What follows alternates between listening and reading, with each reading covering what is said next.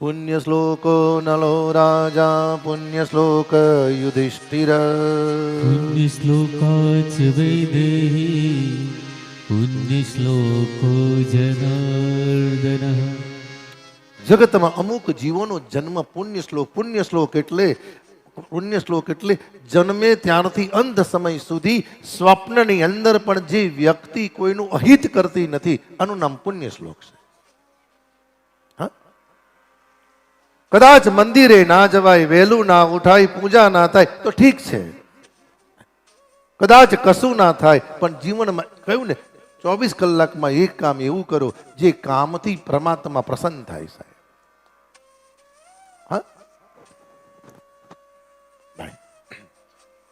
એમ ના માનશો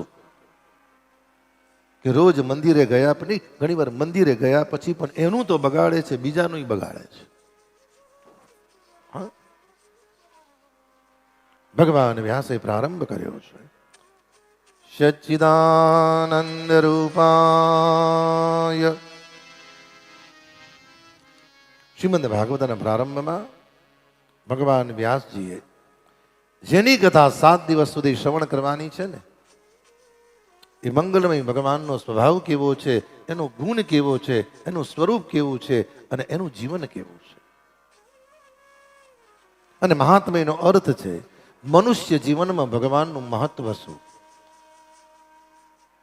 અમુકના ક્વેશ્ચન હોય, તમે જોજો, મંદિરે જવાનું કામ શું, ખોટા ખર્ચા કરીને કથા બેહાડો છો,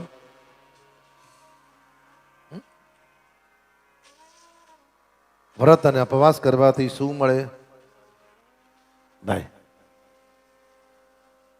જે મળે છે એનો અનુભવ જે વ્યક્તિને થાય છે એને ખબર પડે છે. પ્લગને દેખવાથી ખબર નથી પડતી કે આમાં કરંટ છે, પણ આંગળી નાખો ને પછી સ્વિચ મારો ખબર પડે કરંટનો ઝાટકો વાગે છે.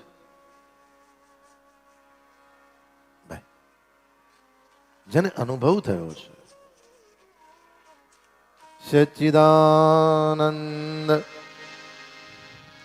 સચ્ચિદાનંદ એ ભગવાનનું સ્વરૂપ છે.